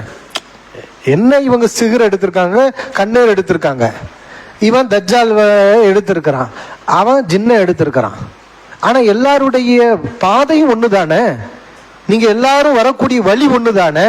நீங்க வைக்கக்கூடிய ஆர்குமெண்ட் ஒண்ணுதானே. நீங்க செய்யற காரியம் ஒண்ணுதானே. குழப்பம் செய்யறதுக்கு எடுத்த ஹதீசுகள் வெவ்வேறாக இருக்கலாம், செய்யற குழப்பம் ஒண்ணுதானே. அப்ப இதுல போய் நம்ம சிக்கிர வேண்டாம் அப்படிதான் நம்ம சொல்றோம். அப்ப இதுக்கு நாங்க போகிட்டு உங்களுக்கு ஏன்னா நீங்க பெரிய அறிவாளிகள், உங்களை அந்த அறிவாளிகளுக்கு புரிய வைக்கிற அளவுக்கு எங்களுக்கு அறிவு இல்லை, அதை நாங்க ஒத்துக்கிறோம். உங்களை போன்ற அந்த அறிவாளிகளுக்கு அப்படியே அந்த லாஜிக்கா, தத்துவமா, என்ன ஒரு பொருள் இன்னொரு பொருளை ஒன்றுதான் பாதிப்பை ஏற்படுத்த முடியும், உதாரணங்களை எல்லாம் சொல்லி, எங்களுக்கு உதாரணமும் தேவையில்லை, லாஜிக்கும் தேவையில்லை. எங்களுக்கு ஒன்னே ஒண்ணுதான், இது நபி மொழியா இல்லையா, துறை சார்ந்தவர்கள் அங்கீகாரம் கொடுத்து உறுதி செய்யப்பட்ட செய்தியா இல்லையா, இதை அறிவிச்சவங்க நல்லவங்களா இல்லையா, இதுல ஏதாவது குறைபாடு ஒண்ணுமே இல்லை, அவ்வளவுதான், முடிஞ்சிருச்சு, அதை நம்பிடுவோம். இதை தாண்டி வேறு எதையும் நாங்க யோசிக்க மாட்டோம். சிறுக்கு கிடையாது. எங்க ஈமான் பாதுகாப்பாயிருச்சு. அல்லாஹ் எங்களை தண்டிக்க மாட்டான். நீங்க அல்லாஹ் மறுமையில போய் என்ன கேட்பான்னு கேட்பீங்களே, அல்லாஹ் என்கிட்ட என்ன கேட்பான்? இந்த அதீதை ஏன் நம்புறேன்னு கேட்டா, யா அல்லாஹ், நீ சொன்ன விதிமுறைகளுக்கு உட்பட்டு அந்த அதீதுகள் வந்திருக்கிறது, நீ யாரை மார்க்கத்தை நபி மொழிகளை பாதுகாப்பதற்கு தேர்வு செய்தாயோ அந்த அறிஞர்கள் எல்லாம் சேர்ந்து இது ஆதாரபூர்வமானது என்று சொன்னார்கள், அதை நான் நம்பினேன். அல்லாஹ் என்ன செய்ய போறான்? ஹதீஸை நம்பி நம்ம அல்லாஹ்ட்ட போனா அல்லாஹ் குற்றம் பிடிக்க மாட்டான். ஹதீஸை மறுத்துட்டு நம்ம லாஜிக்கையும் புறச்சாதனத்தையும் கேட்டு குதர்க்கம் விதண்டாபாதம் பண்ணி அப்ப அல்லாஹ்ட்ட போனோம்னா அல்லாஹ் என்ன செய்வான்? அப்ப எது நமக்கு பாதுகாப்பானதுங்கிறத நீங்கள் உணருங்க, இது ஷிர்க்கும் கிடையாது, இது ஒரு மறைவானது. ஷிர்க்குன்னு சொன்னால் எல்லாத்தையும் சொல்லிடலாம், அல்லாஹ் பாதுகாக்கணும். நான் தான் உங்களுக்கு சொல்கிறேன், இவங்க பேசுகிற மாதிரி ஒவ்வொரு விஷயத்துலையும் பேசினா நிறைய விஷயம் ஷிர்க்குன்னு ஆயிரும். நபி வழி பூரா ஷிர்க்காயிரும், நபி வழி பூரா ஷிர்க்காயிரும். இப்போ இவங்க தீமையில் பேசுகிறாங்கல்ல, நன்மையில் இப்படி பேசுனா என்ன நடக்கும்? நடைமுறையில் ஒரு மனிதன் இன்னொரு மனிதனுக்கு நல்லது செய்கிறதா இருந்தால், மருத்துவம் பண்ணுறதா இருந்தால் என்ன செய்யணும்? நடைமுறையில் உள்ள மருத்துவத்தை சொல்லுங்கள். நீங்கள் டாக்டர்கிட்ட போகிறீங்க, டாக்டர் எப்படி வைத்தியம் பார்ப்பாரு? ஊசி போடுவார், உனக்கு என்ன பண்ணுதுன்னு கேட்பாரு. அல்லது இந்த காதில் மாற்று இருக்கும் இல்லையா, அதை வச்சு என்ன செய்வார்? உன் ஹார்ட் பீட் எப்படி இருக்குது, உனக்கு சளி பிடிச்சிருக்கா இல்லையா, இதெல்லாம் ஆராய்ஞ்சு பார்த்துட்டு உனக்கு மாத்திரையே கொடுப்பார். அவர் கொடுக்குற மாத்திரை சூட்டபுளாகும், பொருந்தாமையும் போகும். அல்லான்னா அதில் குணமும் கிடைக்கும், குணம் கிடைக்காம வேற எங்கேயா ஒரு டாக்டர்கிட்ட போய் கூட கிடைக்கும். சில நேரங்களில் லட்ச லட்சமா டாக்டர்கிட்ட கொடுத்துருப்பாங்க, பெரிய பெரிய ஸ்கேன் எடுத்திருப்பாங்க, எங்கேயுமே அமையாது. சாதாரண ஒரு சின்ன ஒரு பொட்டி கடையில் ஒரு சித்த மருத்துவத்தில் ஒரு உணவுப் பொருளில் அதுக்கு நிவாரணம் கிடைச்சிரும். அல்லாஹ் எதில் நிவாரணம் வச்சிருக்கிறான் நமக்கு தெரியாது. இதுதான் நடைமுறையில் உள்ளது. இப்போ ஒரு ஆள் உங்ககிட்ட கேட்குறாரு, இப்போ ஒரு மனுஷன் இன்னொரு மனுஷனுக்கு வைத்தியம் பார்க்கறதா இருந்தா இந்த மாதிரி தானப்பா நோயாளியை விசாரிக்கணும், செக் பண்ணணும், அவருக்கு மாத்திரையை எழுதி கொடுக்கணும், அவர் மாத்திரையை வாங்கணும், வாயில போடணும், இப்படித்தானே நோய் குணமாகும். இதுதானே புறச்சாதனம். நீ என்னப்பா ஒரு நோய் வந்திருக்குன்னு ஒருத்தவன் சொல்றான், குரானை ஒருத்தர் ஓதுறாரு, சூரத்துல் ஃபாத்தியா ஓதுறாரு, அப்படின்னு ஊதி விடுறாரு, நோய் குணமாயிரும் நம்புறீங்களே, இது ஷிர்க் இல்லையா அப்படின்னு கேட்கிறார் ஒரு ஆள். கேட்குற கேள்வி புரியுதா? இவங்க சூனியத்திலையும் கண்ணேர்ல என்ன கேட்குறாங்களோ அதே கேள்வியை தான் இப்போ இதில் நான் கேட்குறேன்னா நான் நம்பி கேட்கல. இவங்க நினைக்கிற மாதிரி நினைச்சோம்னா என்ன ஆகும், விபரீதம் என்னங்கிறத புரிய வைக்கிறது கேட்குறேன். ஏன்னா இவங்க ஓதி ஊதுறது இது வரைக்கும் ஷிர்க்குன்னு சொல்லலை. நிறைய ஹதீஸ் இருக்குதுல்ல, நடைமுறையில் என்ன செஞ்சுட்டு இருக்கிறோம், நமக்கு முடியலை அல்லது ஒரு நான் முஸ்லீமுக்கு முடியலை, நம்மகிட்ட எங்களுக்கு ஓதி பாருங்கன்னு கேட்டால் ஓதி பார்க்கலாமா சொல்லுங்க? ஓதி பார்க்கலாமா? ஓதி பார்க்கலாம், தப்பு கிடையாது. எப்படி ஓதி பார்ப்போம்? சூரத்துல் ஃபாத்திஹாவை ஓதுவோம், சூரத்துல் ஃபலக்கை ஓதுவோம், சூரத்துல் நாஸை ஓதுவோம், ஊதி விடுவோம், அவர் மேலேயே ஊதி விடுவோம். இப்போ கொஞ்சம் இந்த சாரார் கேட்குற கேள்வியெல்லாம் இங்கே வச்சோம்னு வைங்க, என்ன வேணும்னா நீங்கள் சூரத்துல் ஃபாத்தியா ஓதி ஊதுங்க, அந்த காற்றை வேணால் நம்ம பிடிச்சி டெஸ்ட்டுக்கு லேபுக்கு அனுப்புவோம், அதில் ஏதாவது நோய்க்கு மருந்து இருக்கான்னு பார்ப்போமா? எங்க மாத்திரையில் தானங்க குணமாகும், அதானங்க புறச்சாதனம். அப்படிதான் நம்ம எல்லாம் ட்ரீட்மெண்ட் எடுத்துக்கிட்டு இருக்கோம். இப்படி ஊதுனா குணமாகுமாங்க? அப்ப இது யாருடைய தன்மை? இது ஒரு காரணமே இல்லை, இது அல்லாஹ்வுடைய சக்தி. அப்ப அல்லாஹ்வுடைய சக்தி இந்த மனிதர் ஓதி ஊதினால் குணமாகும் என்று நம்பினா இது ஷிர்க்கு அப்படின்னு சொன்னா ஓதி ஊதுறவன் பூரா முஷ்ரிக் ஆயிடுவான். முடிஞ்சிச்சு, ஓதி ஊதுறாலாம் முஷ்ரிக் ஆயிடுவாங்க. அப்ப என்ன நடக்கும்? அந்த ஓதி ஊதுற செயல்லாம் ஷிர்க்குன்னு அறிவிக்கப்படும். இந்த காரியத்தை நமக்கு அறிவித்து கொடுத்த நபிகள் நாயகம் ஸல்லல்லாஹு அலைஹி வஸல்லம் ஷிர்க்கை கற்றுக் கொடுத்தாங்கிற கருத்தை அவங்க சொல்லாம சொல்லுவோம், நாவல சொல்லலை, ஆனா அவங்க செயல் என்ன சொல்லுது? இது நபி வழி ஆனா ஷிர்க்கு. உடனே நபி ஷிர்க்கு வச்சாங்க, நவுது பில்லா, அல்லாஹ் பாதுகாக்கணும். இப்படிதான் எல்லா விஷயமும் வரும். இப்படி ஒவ்வொரு விஷயங்களும் வந்தோம்னா அது நம்முடைய ஈமானையே அழிச்சு நாசமாக்கிறோம். அப்ப இதை நீங்க எப்படி நம்புறீங்க? இதை கேட்டா அவங்க சொல்லுவாங்க, இது அல்லாஹ் குணப்படுத்துறான். அல்லாஹ் குணப்படுத்துறான்னா இவர் ஏன் ஊதுறாரு? அல்லாஹ் குணப்படுத்துறான்னா இவர் ஏன் ஊதணும்? இவர் காத்து தானே. சரி, இவர் காத்த டெஸ்ட் பண்ணா ப்ரூஃப் பண்ண முடியுமா? நீங்க கேட்குறீங்கல்ல, கண்ணேரை ப்ரூஃப் பண்ண முடியுமா, சூனியத்தை ப்ரூஃப் பண்ண முடியுமா, செஞ்சு காட்ட முடியுமா, நடைமுறைப்படுத்த முடியுமா அப்படின்னு கேட்குறீங்களா? இதை நீங்க நடைமுறைப்படுத்தி காட்டுங்க. எப்படி நடைமுறைப்படுத்தி காட்டணும்? ஊதி ஊதி அந்த காத்துல ஏதோ இருக்குது, அந்த மருந்து இருக்குது, நோயாளி உடம்புல அது படுது பாருங்க, பட்டோன்னு பாருங்க, அந்த நோய் விலகி போகுது, கிருமி சாவுது, பார்த்தீங்களா? அப்படி இன்னைக்கு ஏதோ ஸ்கேன் விஞ்ஞானம் எல்லாம் வந்துருச்சு, அதெல்லாம் வச்சுக்கோங்க, வச்சு நிரூபிச்சு காட்டுங்க. இப்படின்னு சொன்னா இதை நம்புற ஒரு முஸ்லீமுக்கு நம்ம எவ்வளவு பெரிய ஒரு சோதனையை கொடுக்குறோம். ஒரு முஸ்லீம் நம்புறதே பெரிய விஷயமப்பா, நீ என்னப்பா அவன் நம்பிக்கைக்கு இவ்வளவு பெரிய ஒரு சோதனையை கொடு. இப்படி கேட்கிறவன் குழப்பவாதி இல்லையா? ஒரு முஸ்லீமை நபி வழியை நம்ப சொல்லணும், அவனை தொழுவ கூப்பிடணும், ஹதீஸின் பக்கம் இப்படிதானே செய்யணும். நீ இப்படி நம்புறியே, இப்படி கேள்வி கேட்டு நீ நம்பக்கூடாதுன்னு, இது எவ்வளோ பெரிய ஒரு குழப்பம். இந்த குழப்பத்தை செய்யாதீங்கன்னு சொல்றோம். இந்த குழப்பத்தை உங்களோட இருந்து ஒரு ஆள் செஞ்சுட்டு போயிட்டார், நீங்க பிடிச்சிக்கிட்டு இருக்கிறீங்க. அல்லாஹ் பாதுகாக்கணும், அதை விடுங்க, வேண்டாம். மறுபடியும் இந்த ஃபித்னாக்கள் அதிகமாக வேண்டாங்கிறோம். அப்போ அந்த சகோதரர் என்ன செஞ்சாருன்னா, இன்னொரு ஒரு ஹதீஸை சுட்டி காட்டியிருக்கார். முஸ்லீமில் ஒரு ஹதீஸ் இருக்கு. உம்மு சலமா ரலியல்லாஹு அன்ஹா நபிசுல்லாஹுடைய மரணத்துக்கு பிறகு என்ன பண்றாங்க, தண்ணீரில் ரசூலுல்லாஹி ஸல்லல்லாஹு அலைஹி வஸல்லம் முடியை போட்டு இந்த கண்ணீர் நோய்க்கு அவங்க மருத்துவம் பார்க்குறாங்க. அந்த தண்ணியை குடிக்கிறாங்க. நபிசுல்லாஹு அலைஹி வஸல்லம் முடி அந்த தண்ணீரில் போட்டு அந்த கண்ணீர் போன்ற நோய்களுக்கு அவங்க மருத்துவம் பார்க்குறாங்க. வரக்கூடியவங்களுக்கு அந்த தண்ணியை கொடுக்குறாங்க. இது ரசூலுல்லாஹி ஸல்லல்லாஹு அலைஹி வஸல்லம் அல்லாஹ் கொடுத்த ஒரு சிறப்பு. பிரச்சனை என்ன தெரியுமா, இது மாதிரியான ஹதீஸுகளை இந்த சாரார் மறுக்கிறாங்க. அல்லாஹ் பாதுகாக்கணும். விளங்கிக்கோங்க. அதாவது நம்ம எதுக்கு இதை சொல்றோம், யாராவது எவராவது தௌஹீத் தௌஹீத் கத்திட்டா போயிடக்கூடாது, யோசிக்கணும். என்ன குழப்பத்தை செய்யறாங்க தெரியுமா, அல்லாஹ்வின் தூதர் ஸல்லல்லாஹு அலைஹி வஸல்லம் அல்லாஹ் இயல்பாக ஒரு சிறப்பம்சம், தனி சிறப்புன்னு சொல்லுவோம் இல்லையா, நமக்கு இல்லாத ஒரு சிறப்பு, அந்த சிறப்பை பூரா மறுக்கிறாங்க. நபி ஸல்லல்லாஹு அலைஹி வஸல்லம் அந்த ஒளு செஞ்ச நீர் இருக்கு இல்லையா, ஒளு செஞ்ச நீர், அதை சஹாபாக்கள் எடுத்து பூசிக்கிடுவாங்க உடம்புல. சஹாபாக்கள் நபி அவர்கள் ஒளு செஞ்ச நீரை உடம்புல எடுத்து பூசிக்கிறாங்க. அவங்க எச்சி வச்சு குடிச்ச அந்த பானங்களை போட்டி போட்டுக்கொண்டு என்ன செய்வாங்க, குடிப்பாங்க. அல்லாஹ்வின் தூதருடைய வியர்வை கூட நாற்றம் எடுக்காது, அது நறுமண பொருட்கள்ல சேர்ப்பாங்க. அப்ப இது நமக்கு ஆச்சரியமா தான் இருக்கும், ஏன்னா நம்ம வியர்வை நாற்றம் எடுக்கும். ஆனா ரசூலுல்லாஹி ஸல்லல்லாஹு அலைஹி வஸல்லம் அல்லாஹ் ஒரு மோஜிசாவா, ஒரு கண்ணியமா கொடுத்திருந்தான்.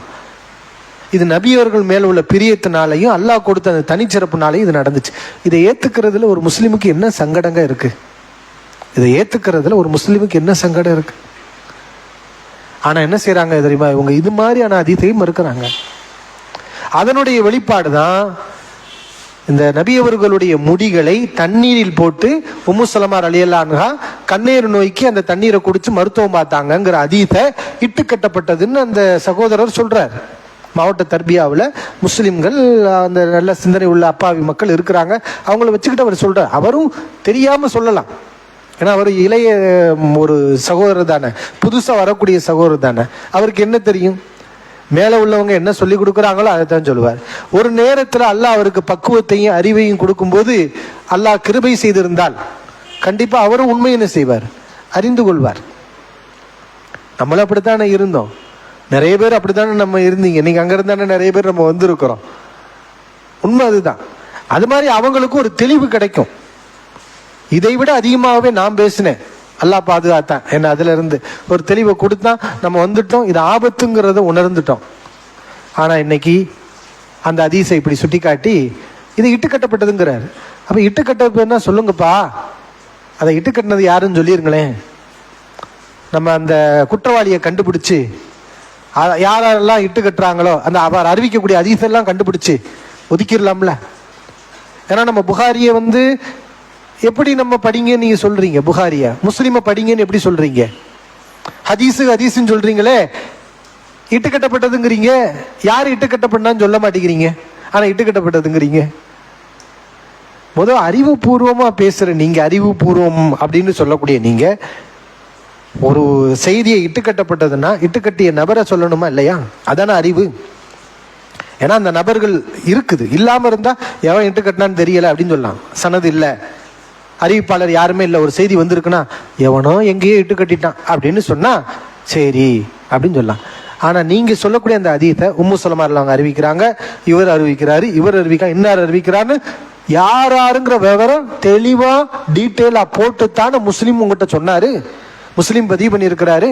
அவர் குந்தாங்கூரா பதிவு பண்ணலையே, குருட்டுத்தனமா பதிவு பண்ணலையே, ஆதாரபூர்வமா சொல்லியிருக்காருல்ல. அப்ப ஆதாரபூர்வமா சொன்னா நீங்களும் ஆதாரபூர்வமா சொல்லுங்க, அதை இட்டு கட்டினது யாருன்னு சொல்லுங்க. செய்தி இட்டு கட்டப்பட்டதுன்னா சொன்னவர் ஒரு ஆள் குற்றவாளி இருப்பாங்களா இல்லையா, இட்டு கட்டினால் யார், அதை இட்டு கட்டினால் அது எங்களுக்கு தெரியாதுன்னா இப்ப ஹதீஸை நீ எடுக்காத. முஸ்லிம் சொல்லி ஹதீஸ் கிரந்தத்தை முஸ்லிமே விட்டுரு, நீ புகாரியை நீ விட்டுறணும், நீங்க விட்டுறணும். எப்படி எடுப்பீங்க? அப்ப எங்க வேணாலும் யார் வேணாலும் இட்டு கட்டி இருக்கலாம் தானே. ஏன் குர்ஆனுக்கு மாத்தமா தான் இட்டு கட்டுவாங்களா? குர்ஆனுக்கு ஆதரவா நிறைய பேர் இட்டு கட்டி இருக்காங்கல்ல. சாதகமா மக்களுக்கு ஆர்வம் ஊட்டுறதுக்காண்டி இட்டு கட்டி இருக்காங்கல்ல. அப்ப அந்த மாதிரி ஹதீஸ்லாம் இட்டு கட்டப்பட்ட ஹதீஸை நீங்க நம்பிக்கிட்டு தானே இருப்பீங்க. அப்ப ஹதீஸ் பாதுகாக்கப்படலைங்கிறது தானே உங்களுடைய கருத்து. நீங்க எப்படி சொல்லுவீங்க? குர்ஆன் அப்ப தெளிவா சொல்லிருங்க. எதுக்கு மூடி மறைக்கிறீங்க? தெளிவா சொல்லிருங்க மக்களுக்கு. குர்ஆன் மட்டும்தான் பாதுகாக்கப்பட்டிருக்கு, ஹதீஸ் பாதுகாக்கப்படல. ஏன்னா புகாரில நிறைய இட்டுக்கட்டப்பட்ட ஹதீஸ் இருக்கு. இட்டுக்கட்டினவன் யாருன்னே தெரியல. அதானே நீங்க சொல்றீங்க. இட்டுக்கட்டினது யாருன்னு தெரியல. முஸ்லீம்ல நிறைய ஹதீஸ் இட்டுக்கட்டப்பட்டிருக்கு, ஆனா அதை இட்டுக்கட்டினது யாருன்னு தெரியல. அப்ப மற்ற ஹதீஸ் எல்லாம் எப்படி உண்மையா இருக்கும்? அப்ப ஹதீஸ் எப்படி பாதுகாக்கப்பட்டிருக்கு? பாதுகாக்கப்படலன்னு சொல்லுங்க. அதையும் சொல்லிருங்க. உங்க நிலைப்பாடு அதுன்னு சொன்னா அதை மக்களுக்கு தெளிவா சொல்லிருங்க. ஆமா ஹதீஸ் பாதுகாக்கப்படல, குர்ஆன் மட்டும் தான் பாதுகாக்கப்பட்டிருக்கு, ஹதீஸ்ல நிறைய இட்டு கட்டப்பட்டிருக்கு, நமக்கு சிலது தெரியுது பலது தெரியல, அப்படியாவது சொல்லுங்க. அப்ப இவங்க நம்மளை எங்க கொண்டு போறாங்கன்னா, நம்ம ஈமானை அழித்து விடுவார்கள். ஹதீஸுங்கிற அந்த இதை மறுத்து கடைசியில அஹ்லுல் குர்ஆனா போய் நிற்கும். குர்ஆன் மட்டும் போதும்னு. இதனுடைய முடிவு அதுதான். என்ன இவங்க அந்த குழப்பத்தை செஞ்சுட்டு அதுல இன்னும் வீரியமா போகாம இருக்காங்க. அதுல வீரியமா போகக்கூடிய ஆட்களும் இருக்குது. அப்படி வீரியமா போறதுனால என்ன நடக்குது? 50 ஹதீஸா இருந்தது 500 ஆயிடுச்சு. அந்த மறுப்பை தொடர்ந்து போகும்போது விளைவு என்ன? 50ன்னு சொன்னவங்க இப்ப 500 ஹதீஸ்ல இருந்து நிக்கிறாங்க, மறுத்துட்டாங்க. அதாவது இவங்களுக்கு இந்த ஹதீஸ் மறுப்பை சொல்லி கொடுத்த அந்த ஆசிரியர். அப்ப எதுக்கு அந்த அவர் மறுத்த ஹதீஸ்க்கெல்லாம் நீங்க ஏன் விளக்கம் கொடுக்கல? நீங்க ஏத்துக்கிட்டு தானே இருக்கிறீங்க. அவர் தானே தனிப்பட்ட முறையில் மறுத்திருக்காரு. நீங்க என்ன செய்யணும்? விளக்கம் கொடுக்கணுமா இல்லையா? உங்க கடமையா இல்லையா? இப்ப நபிமொழிகளுக்காக உங்களை பத்தி பேசினா நீங்க மடிஞ்சு கட்டுக்கிட்டு இவ்வளவு விளக்கம் கொடுக்குறீங்களே, நீங்க ஏற்றுக்கொண்ட ஒரு நபிமொழிய ஒரு மனிதர் மறுத்து கொண்டே இருக்கின்றார், பட்டியல் கூடிக்கொண்டே இருக்கிறது, ஏன் வாய் மூடி இருக்கிறீங்க? இப்ப ஹதீஸின் மீது உங்களுடைய நம்பிக்கை ஈமான் தான் என்ன? சஹாபாக்கள் நாங்க மதிப்போங்கிறீங்களே, ஆனா அலி ரலியல்லாஹு உங்களை பத்தி ஒருவர் குற்றஞ்சாட்டுகிறார், உஸ்மான் ரலியல்லாஹு உங்களை அலி ரலியல்லாஹு தான் திட்டமிட்டு கொலை செஞ்சாரு அப்படின்னு சொன்னார். இது வரைக்கும் நீங்க வாயை திறக்கல. உண்மையிலேயே நீங்க சஹாபாக்கள் மீது மதிப்புள்ளவர்களாக இருந்திருந்தால் நீங்க என்ன செஞ்சிருக்கணும்? உங்களை பத்தி அவதூறு சொன்னா முபாகலாக்க வரியான்னு கூப்பிடுறீங்க, மேடை ஏறி பஞ்சாயத்து பண்றீங்க. ஆனா ஒரு சஹாபியை பத்தி கொலை குற்றச்சாட்டு, ஒரு சஹாபி இன்னொரு சஹாபியை கொன்றார் என்று கொலை குற்றச்சாட்டு வைக்கப்படுது. ஒரு ஜமாத்தாக இருக்கக்கூடிய நீங்கள், மணிக்கணக்கில் பல பேர் விஷயங்களுக்கு மயிர் பிளக்கக்கூடிய வாதங்களை பேசக்கூடிய நீங்கள், ஏன் இந்த அவதூறுக்கு நீங்கள் பதில் கொடுக்கவில்லை? அப்ப சஹாபாக்கள் மீது நம்பிக்கை, எங்களுக்கு மரியாதை இருக்குங்கிறது பொய் தான். அது உண்மையான மரியாதை இருந்தா பதில் கொடுத்திருப்பீங்க. ஏன் பதில் கொடுக்கல? மறுக்கப்பட்ட ஹதீஸுகளுக்கெல்லாம் சரியான விளக்கங்கள் 1-2 ஹதீஸுக்கு கொடுத்தீங்க, ஆனா மற்ற ஹதீஸுகள்லாம் எங்க விளக்கம் இல்லையே. ஏன் கொடுக்க வேண்டியதானே? கொடுத்திருந்தா அப்போதான் தெரியும் நீங்க எப்படி பேசுறீங்க, நம்ம எப்படி பேசுறோம், யாருடைய அப்ப இந்த ஹதீஸ் மறுப்புடைய உண்மை நிலைமை என்ன, எல்லாமே வெளிவரும். அது நீங்க கொடுத்த 1-2 ஹதீஸ்லயே தெரிஞ்சிருச்சு. நீங்க ஹதீஸை மறுக்கக்கூடியவர்களுக்கு 1-2 ஹதீஸ்களுக்கு விளக்கம் கொடுக்குறீங்க, அதுலயே என்ன கேள்வி வருது? இதே வேலையை தானே நீங்களும் செய்றீங்க அப்படின்னு கேள்வி வருது. அதுக்காக தான் நீங்க என்ன செஞ்சிருக்கீங்க? இப்ப பதில் சொல்லாம நிப்பாட்டி இருக்கிறீங்க. அப்ப அந்த ஹதீஸுக்கு வருவோம். உம்மு சலமாவுடைய ஹதீஸ் இட்டுக்கட்டப்பட்ட ஹதீஸா? ஏன் இட்டுக்கட்டப்பட்டது? ஆராய்ச்சி, பயங்கரமான ஆராய்ச்சி. என்ன ஆராய்ச்சி தெரியுமா? அதுல நபி ஸல்லல்லாஹு அலைஹி வஸல்லம் முடி சிவப்பு முடியாக இருந்தது. நபிகளாருடைய முடி சிவப்பு நிறத்தில் இருந்தது அப்படின்னு அந்த ஹதீஸ்ல இருக்கான். அந்த சகோதரர் சொல்றாரு, அல்லாஹ்வை பயந்துக்கோங்க.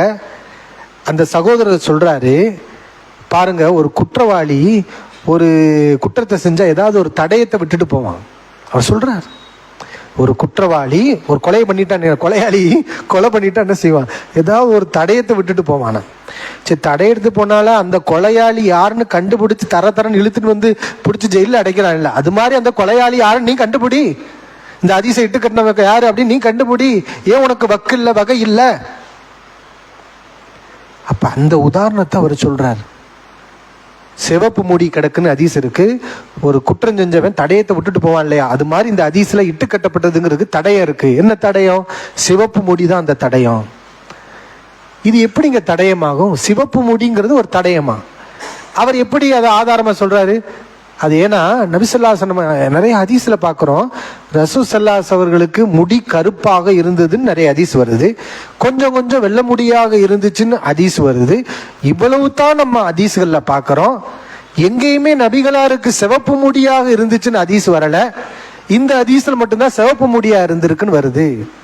இதுதான் ஆதாரம் இந்த ஹதீஸ் இட்டுக்கட்டப்பட்டதுங்கிறதுக்கு. ஏன் நபிசல்லாஸ் உங்களுக்கு கருப்பு முடி, வெள்ளை முடி, சிவப்பு முடி இருக்க முடியாதா? ஒரு மனிதனுடைய முடி இந்த 3 நிறங்கள்ல இருப்பதற்கு வாய்ப்பு இல்லையா?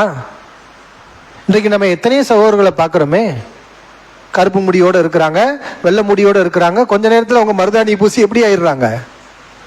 சிவப்பு முடியா மாறுதா இல்லையா? அப்ப சிவப்பு முடின்னு வந்தனால இட்டு கட்டப்பட்டதுன்னா ஹதீஸ்ல வேற எங்கேயும் நீங்க சிவப்பு முடி ஹதீஸ மறுத்துட்டீங்களே, அப்ப உங்கள்ட்ட என்ன ஹதீஸ காட்டுறது? நீ அடுத்து ஏதாவது ஒரு ஹதீஸ நபிகளாருக்கு சிவப்பு முடி இருந்துச்சுன்னு கொண்டு வந்து அதையும் மறுப்பீங்க. ஆனா இருக்குது நிறைய ஹதீஸ்ல ரசூலுல்லாஹி ஸல்லல்லாஹு அலைஹி அவர்கள் சில நேரங்களில் அரிதாக மருதாணி பூசி அவங்க முடியை சிவப்பாக்கி இருக்காங்க. நமக்கு அவங்க வழிகாட்டி இருக்கிறாங்க. நரையை நீங்கள் மருதாணியை கொண்டு நிறமாற்றுங்கள் ஹதீஸ் அவங்களுடைய கட்டளை இருக்கு, அதை இவங்க மறுக்கல. நபி அவர்கள் முடி கருப்பா தான் இருந்துச்சா, வெள்ளையா தான் இருந்துச்சா? ஏன் சில நேரங்கள்ல அவங்க மருதாணி பூசினாங்கிறதுல ஏத்துக்கிறது, அவங்க எதை மக்களுக்கு சொன்னாங்களோ அதை அவங்களும் செஞ்சு காட்டினாங்க அப்படிங்கிறதுல என்ன இருக்கு? இது ஒரு ஆதாரமா? இட்டு கட்டப்பட்டதுங்கிறதுக்கு இது ஆதாரமா? சிவப்பு முடின்னு இருக்குது, பெரிய ஆதாரம். அப்போ இதெல்லாம் நம்ம நம்பி இந்த ஹதீஸுகளை இட்டு கட்டப்பட்டதுன்னு சொன்னால் அல்லாஹ் விட மாட்டான். நல்லா விளங்கிக்கோங்க.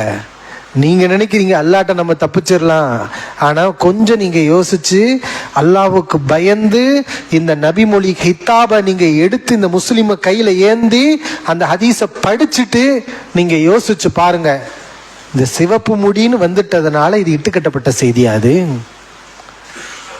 இது இட்டுக்கட்டப்பட்ட செய்திங்கிறதுக்கு ஆதாரமா? இதெல்லாம் ஒரு ஆதாரமா? அப்ப இந்த மாதிரி என்ன செய்யற அந்த சகோதரர் அதுல ஒரு கேள்வி கேட்கிறார். இப்படி அதுக்கப்புறம் பார்த்தீங்கன்னா நிறைய கிளிப்புகள் தான் பாருங்க. இந்த சலஃபுகள் ஒண்ணுக்கு ஒண்ணு முரணா பேசுவாங்க. இவர் என்ன சொல்லியிருக்காரு பாருங்க, அவர் என்ன சொல்லியிருக்காருன்னு பாருங்கன்னு சொல்லி அது இந்த சர்க்கஸ்ல காட்டுவாங்க இல்லையா, வான வேடிக்கைகள், விளையாட்டுகள், அது மாதிரி மக்களுக்கு இந்த சாப்பிட்டு உறங்கி ஒரு களைப்பாக இருக்கக்கூடிய நேரத்தில் ஒரு புத்துணர்வு, ஒரு உற்சாகத்தை ஏற்படுத்தக்கூடியது என்ன? இப்போ நம்ம மணிக்கணக்கில் பேசிக்கிட்டே இருந்தீங்கன்னா ஒரு சோர்வு வருமா இல்லையா? அப்போ உடனே எடு, ஸ்க்ரீனை போடு, படத்தை போடு, இவர் என்ன சொல்றாரு பாரு, இவர் என்ன சொல்ற, கொல்லுன்னு சிரி. அப்போ அந்த தூக்க களைப்பெல்லாம் பறந்து போயிடும். இப்படிப்பட்ட ஒரு வேலைகளையும் முரண்பாடுகள் மாதிரி நிறைய காட்டியிருக்கிறாங்க. அல்லாஹ் பாதுகாக்கணும். இது செய்யாதீங்க, அல்லாஹ்வுக்கு அதை விட்டுருங்க. என்னுடைய விளக்கத்தையும் நான் நிறைய சொல்லிட்டு இருக்க விரும்பவில்லை. ஏனென்றால் நிறைய சகோதரர்கள் கேள்வியோடு வந்திருப்பீங்க இல்லையா? அதனால் உங்களுடைய கேள்விக்கு நான் இடமளித்து என்னுடைய விளக்கத்தை நான் இத்துடன் முடித்துக் கொள்கின்றேன். இது சம்பந்தமாக யார் வேணாலும் கேளுங்க, டிஎன்டிஜே சகோதரர்களே கேளுங்க. உங்களை நம்ம கேள்வி கேட்கறதுனால உங்களை குறை சொல்ல மாட்டோம், உங்களை நம்ம மரியாதை குறைவாக பேசவும் மாட்டோம். உங்களுக்கு முழு உரிமை இருக்கிறது, தாராளமாக நீங்கள் கேளுங்கள். கேட்டீங்கன்னா நீங்கள் அல்லாஹ்வுக்காண்டு தானே கேட்குறீங்க, உண்மையை மக்களுக்கு புரியணுங்கிறதுக்கு தானே கேட்குறீங்க. அதனால உங்களுக்கு இழப்பு கிடையாது, அல்லாஹ் உங்களுக்கு நன்மையை தான் கொடுப்பான். கூச்சப்படாதீங்க, தைரியமாக கேளுங்க. இன்ஷா அல்லாஹ்.